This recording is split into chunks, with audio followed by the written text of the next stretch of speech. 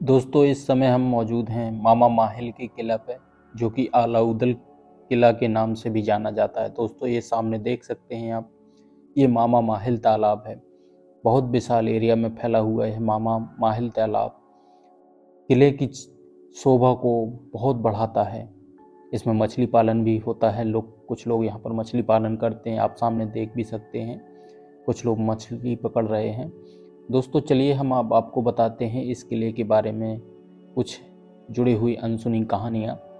इसे आलाउद्दीन का भी किला कहते हैं और मामा माहिल का किला के नाम से भी जाना जाता है। आप देख सकते हैं चारों ओर जंगल है बड़ी बड़ी पहाड़ियों के साथ। ये देख सकते हैं आप मामा माहिल का किला, आलाउद्दीन का किला, और सामने आप देख सकते हैं पथरीली ज़मीन का ये रास्ता आपको दिखाई दे रहा होगा। अब हम चलते हैं और बताते हैं इसके बारे में कुछ। दोस्तों आलाउद्दीन का जन्म लगभग 1100 ईस्वी में हुआ था। इतिहास की माने तो आलाउद्दीन ने 52 लड़ाइयाँ लड़ी थी, और बताते हैं कि 52 लड़ाइयाँ जीती भी थी आलाउद्दीन ने। और सभी लड़ाइयों को जीतने के बाद अलाउद्दीन की छवि बहुत ही अच्छी हो चुकी थी। वो लोग एक कुशल योद्धा के रूप में जाने जाते थे। अलाउद्दीन ने पृथ्वीराज से भी 3 बार युद्ध किया था, जिसे तीसरी बार युद्ध में आला और उदल का युद्ध होते हुए उदल पृथ्वीराज चौहान के हाथों मारे गए थे।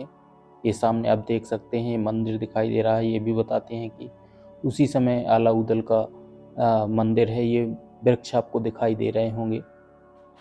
बहुत सुंदर यहाँ का वातावरण भी दिखाई दे रहा है, और ये बीच जंगल में बना हुआ है। पथरीली ज़मीन पर रास्ता है इसका पूरा। अब हम धीरे धीरे चलते हैं गेट के पास और बताते हैं इसके बारे में। ये सामने आपको दिखाई दे रहा होगा, ये मामा माहिल का किला और आलाउद्दीन के किला से नाम जाना जाता है। सामने देख सकते हैं ये बोर्ड भी लग चुका है, जो कि पुरातत्व विभाग के उसमें अधीन में लगा है, ऐसा लोग बताते हैं।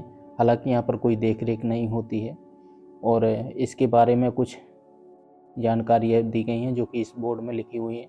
आप देख सकते हैं दोस्तों ये कितना विशाल किला है, और किले के ये बाहरी गेट है। दोस्तों आप इसका दरवाज़ा देख सकते हैं कि उस टाइम पे कितने बड़े बड़े दरवाज़ा हुआ करते थे। अब हम इस किले के अंदर चलते हैं और बताते हैं इस किले के बारे में। आप सामने देख सकते हैं ये चारों तरफ मैदान दिखाई दे रहा होगा आपको। ये बड़ी बड़ी पहाड़ियाँ आपको दिखाई दे रही हैं। दोस्तों ये जो सामने आपको ये दिखाई दे रहे हैं, ये बताते हैं कि घुड़साल हैं। यहाँ पर घोड़ा बांधा करते थे। जितने भी राजा महाराजाओं और अलाउद्दीन के घोड़ा हुआ करते थे युद्ध में लड़ने के लिए, ये इसको घुड़साल भी बोलते हैं। आप चारों तरफ देख सकते हैं बाउंड्री दिखाई दे रही होगी, और ये किले का पीछे का हिस्सा है, उसको भी हम चलते हैं थोड़ा और आपको दिखाते हैं, इसके बारे में भी बताते हैं। दोस्तों वो बताते हैं कि अलाउद्दीन ने और पृथ्वीराज चौहान में 3 बार युद्ध हुआ था, जिसमें कि पृथ्वीराज चौहान ने उदल को मार दिया था। उदल को मारे जाने की खबर जब अलाउद्दीन को वो पड़ी तो वो बहुत क्रोधित हुए, और उन्होंने पृथ्वीराज चौहान से युद्ध भी किया, और युद्ध में पृथ्वीराज चौहान को हरा भी दिया था। जैसे भी वो पृथ्वीराज चौहान को मारने वाले थे, तभी उन्हें गुरु गोरखनाथ जी ने बचा लिया था और उनको क्षमा दे दी थी, पृथ्वीराज चौहान को छोड़ दिया था। फिर तभी से बताते हैं कि आला ने नाथ संप्रदाय ज्वाइन कर लिया था। ये सामने आपको पहाड़ी दिखाई दे रही है दोस्तों, और ये किला इतना सुरक्षित था कि चारों तरफ जंगल है, पहाड़ियाँ हैं, और बीच में बना हुआ था। सामने मामा माहिल का तालाब था। अगर कोई शत्रु भी आना चाहे तो यहाँ पर नहीं आ सकता था, क्योंकि ये चारों दिशाओं से सुरक्षित था। अब हम चलते हैं कुछ किले के अंदर के हिस्से को भी दिखाते हैं, जो कि अब बहुत क्षतिग्रस्त हो चुका है, टूट चुका है, और अपनी दैनिक स्थिति में है बिल्कुल। यहाँ पर बहुत ही कम लोग आते हैं, और जो कोई आता भी है तो वो कुछ अराजक तत्व लोग आते हैं यहाँ पर कुछ पार्टी आर्टी करने के लिए। इसकी देख रेख न होने के कारण आप देख सकते हैं ये गेट है, टूट चुका है। ये सामने जो बताते हैं दोस्तों, ये मामा माहिल का तालाब है, और ये वो बैठक है जहाँ पर अलाउद्दीन राजा परमाल बैठ के युद्ध की रणनीति बनाया करते थे। इसको बैठक कक्ष भी कहा जाता है। आप देख सकते हैं ये काफ़ी अच्छा सुंदर, सामने झरोखे भी बने हुए हैं, जो कि ठंडी ठंडी हवा यहीं से आप युद्ध की रणनीति भी आप बनाते थे और सामने से अगर कोई शत्रु भी आता है तो दिखाई दे जाता था यहीं से। ये बैठक कक्ष भी बहुत पुराना कक्ष है और ये बिल्कुल टूट चुका है। यहाँ पर कभी भी मतलब हादसा हो सकता है, बिल्कुल देख सकते हैं ये चारों तरफ। तो दोस्तों इसमें कुछ आलाखंड में भी बहुत कुछ वर्णन है। कहते हैं कि जा दिन भयो आला को धरती धसी अढ़ाई हाथ। बताते हैं कि जब आला का जन्म हुआ था तो धरती ढाई हाथ नीचे धस चुकी थी। इतिहासकार बताते हैं कि माँ चंद्रिका आला उदल की कुल देवी थी और मैहर स्थित शारदा देवी ने आला को अमरत्व का वरदान दिया था, यानी आला को अमर होने का वरदान दिया था, ऐसा लोग कहते हैं। और उदल आला उदल नाथ संप्रदाय से जुड़े थे, ऐसा भी लोग बताते हैं। और कहते हैं कि बड़े लड़ैया महोबे वाले, इनकी मार सही न जाए, एक को मारे दुई मर जाए, तीसरा खौफ खाए थर्राए, मरे के नीचे जिंदा लोग को ऊपर लोथ लई लटकाए। ऐसा आलाखंड में वर्णन है। दोस्तों जब आप आलाखंड सुनेंगे तो आपके रोंगटे खड़े हो जाएंगे। बहुत ही अच्छा आलाखंड है और इसमें बहुत वीरता का वर्णन किया गया है आला उदल की। दोस्तों ये सुरंग है बताते हैं, हालांकि इस सुरंग के अंदर कुछ नहीं है, थोड़ी ही दूर चल के रास्ता बंद है, लेकिन यहाँ पर कहते हैं कि सुरंग थी।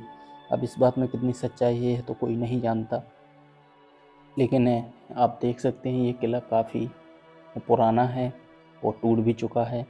और ये 2 खंड में बना हुआ था, जिसका नीचे का खंड बिल्कुल पानी में डूबा रहता था। हालांकि अभी हम चलेंगे, आपको दिखाएंगे उस नीचे के खंड को। ये सामने आप देख सकते हैं कितना सुंदर वातावरण दिखाई दे रहा है ये तालाब का। ये मामा माहिल तालाब है, इसे मामा माहिल के तालाब से भी जाना जाता है। और आलाखंड में दोस्तों बहुत सी वीर गाथाएँ वर्णन हैं। बताते हैं इसमें कि बाप को बैरी जो ना मारे, तो कर मांस गीद ना खाए, ऐसे ऐसे भी मतलब लोग बताते हैं। ये दोस्तों नीचे का। चलिए अब हम आपको ऊपर चलते हैं और ऊपर का खंड दिखाते हैं और बताते हैं कुछ इससे आलाखंड में जुड़े हुए कुछ रोचक कहानियाँ। दोस्तों मध्य भारत में स्थित ऐतिहासिक बुंदेलखंड के सेनापति थे और अपनी वीरता के लिए जाने जाते थे। आला के छोटे भाई का नाम उदल और बड़े का नाम आला था। वीरता में अपने भाई से बढ़कर ही थे। जगनिक द्वारा आलाखंड नामक एक काव्य रचा गया। इनमें इस वीरों की 52 लड़ाइयों की गाथा का वर्णन किया गया। दोस्तों अब हम आ चुके हैं छत पर, जो कि सबसे ऊपर का खंड है। हालांकि ये छत बहुत ही जीर्ण है। ये सामने दोस्तों आपको पहाड़ दिखाई दे रहा होगा। यहाँ पर हम दोस्तों बताते हैं कि इस पहाड़ में भी एक सुरंग है जो सीधे महोबा के लिए निकलती है। ये सामने मामा माहिल तालाब दिख रहा है। ये चारों तरफ देख सकते हैं जंगल पहाड़ियों के बीच घिरा हुआ है। मामा माहिल का किला यानी आला उदल का किला भी लोग इसे कहते हैं। आप देख सकते हैं ये मैदान, ये बड़े बड़े गेट दिखाई दे रहे हैं। अब उस सुरंग को भी दोस्तों हम आपको दिखाएंगे जूम करके, जो आपको दिखाई दे रही होगी। ये बताते हैं कि ये सुरंग, ये जो सामने आपको सुरंग दिखाई दे रही है, ये सीधे बताते हैं महोबा निकलती है। हालांकि इसमें कितनी सच्चाई है यह तो नहीं कहा जा सकता। और दोस्तों अब हम आपको बताते हैं उदल ने अपनी मातृभूमि की रक्षा हेतु पृथ्वीराज चौहान से युद्ध करते हुए उदल वीरगति प्राप्त हो गए थे। और अपने छोटे भाई की वीरगति की खबर सुनकर अपना आपा खो बैठे आला ने पृथ्वीराज चौहान को सेना पर प्रहार कर दिया और वह टूट पड़े।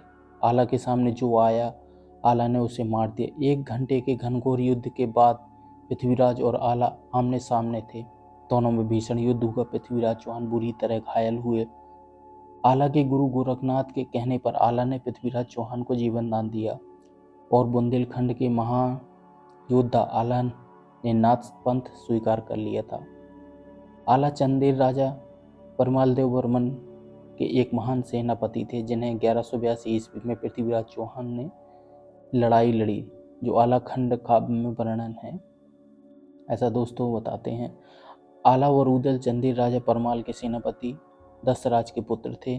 भुवनाफर वंश के थे दोस्तों, जो कि चंद्रवंशी क्षत्रिय वंश है। मध्यकाल में आला उदल की गाथा क्षत्रिय शौर्य की प्रतीक है और यह क्षत्रिय वीरता को दर्शाती है। इसको सामने आप देखेंगे दोस्तों तो बहुत भयंकर विशाल जंगल है जो कि चारों तरफ से ढका हुआ है। और ये मामा माहिल का तालाब है, आप सामने देख सकते हैं। यहाँ पर कुछ गाय वगैरह भी पानी पी रहे हैं। हालांकि इस तालाब में अभी मछली पालन के लिए दे दिया गया है, तो यहाँ पर कुछ लोग मछली पालन करते हैं और अपनी जीविका चलाते हैं। काफ़ी एरिया में फैला हुआ था, लेकिन अतिक्रमण के कारण इसे काफ़ी लोगों ने कब्जा कर लिया है। और ये किला भी देख सकते हैं, घास आस किले के ऊपर पूरा फैली हुई है और ये बिल्कुल टूट चुका है। अब दोस्तों हम नीचे चलते हैं और कुछ दूसरे हिस्सा को भी दिखाते हैं, जहाँ पर बताते हैं कि यहाँ पर रानियाँ रहती थी। इसी किले के 2 पार्ट हैं दोस्तों। ये यहाँ आलाउदल की बैठक है जो मैंने अभी आपको वीडियो में दिखाया। अब हम और ये जो सामने आपको दिखाई दे रहा है ये मामा माहिल तालाब है। इसमें दोस्तों आला खंड पढ़ेंगे तो इसमें कई आपको कुछ ऐसे छंद मिलेंगे, जैसे दोस्तों कहते हैं 12 वर्ष लोग कुकर जीवे और 13 वर्ष लोग जिए स्यार, वर्ष 18 छत्री जीवे, ज़्यादा जीवे तो धिक्कार। ऐसा भी कहा जाता है दोस्तों, इस आलाखंड में सुनने को मिलता है। अब दोस्तों हम ये रानी महल में आ गए हैं। ये पिछला हिस्सा है ये, और ये जो आपको दिखाई दे रहा है ये रानी महल है। यहाँ पर बताते हैं कि रानियाँ रहा करती थी और यहीं सीढ़ियों के द्वारा वो तालाब में नहाने के लिए जाती थी दोस्तों, ऐसा लोगों का कहना है। हालांकि इस बात में कितनी सच्चाई है यह तो कोई नहीं जानता। ये पूरा जर्जर हो चुका है, टूट चुका है। ये रानी महल है, यहाँ पर कुछ रानियाँ रहा करती थी और सामने इसी तालाब में स्नान किया करती थी। आलाखंड में दोस्तों एक छंद ऐसा भी आता है कि दोस्तों कहते हैं कि टंगी खोपड़िया बाप चचा की, मांडवगढ़ बरगद की डाल, आधी रतिया की बेला में खोपड़ी कहे पुकार पुकार, कहवा आपा कहवा ऊदल कहवे मल के लड़े ते लाल, बच के आना मांडवगढ़ में राज बघेल जिए के काल। एक छंद और भी है, अभी उम्र है बारी भोरी, बेटा खाओ दूध और भात, बड़े जवानी जब वाहन पे तब फैल रही है तो खैमात। दोस्तों ये आपको चारों तरफ दिखाई दे रहा होगा, ये आलाउदल यानी मामा माहिल का भी किला है। और ये प्रांगण आपको दिखाई दे रहा होगा। सामने दोस्तों ये घुड़साल दिखाई दे रही है जो जिसमें आलाउदल के घोड़े और युद्ध के लिए घोड़े बांधे जाते थे। ये सामने आपको गेट दिखाई दे रहा है जो कि आलाउदल के किला का गेट है। सामने पहाड़ी भी दिखाई दे रही है। वीडियो पसंद आए तो लाइक और सब्सक्राइब जरूर कीजिएगा। नमस्कार।